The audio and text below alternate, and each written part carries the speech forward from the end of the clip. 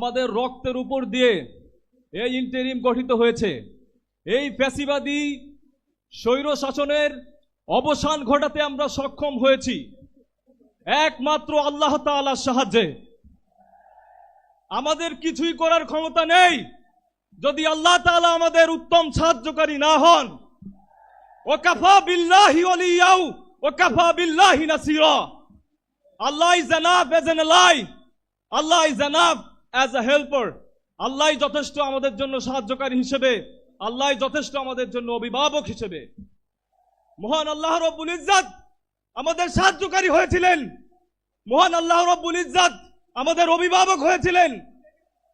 তাই এই 24-এর গণ অভ্যুত্থান আমরা সফল করতে সফল হয়েছি।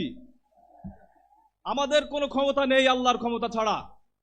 সম্মানিত উপস্থিতি, আপনারা জানেন আমি ভয়ের সাথে হৃদয় ভরা দুঃখ নিয়ে স্মরণ করছি এই 19শে জুলাইকে, যেদিন ইন্টারনেট শাটডাউন করে দেয়া হয়েছিল বাংলাদেশের প্রতিটা জায়গায়, গণহত্যা চালানো হয়েছিল প্রতিটি জায়গায়, বলা হয়েছিল ইন্টারনেট এমনি এমনি বন্ধ হয়ে গিয়েছে।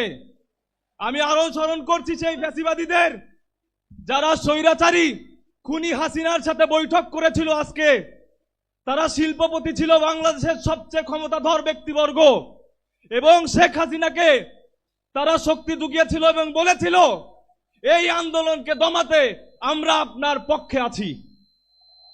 কিন্তু আল্লাহর ইচ্ছায় তারা সফলতা অর্জন করেনি, কারণ জালিমরা কখনো সফল হয় না।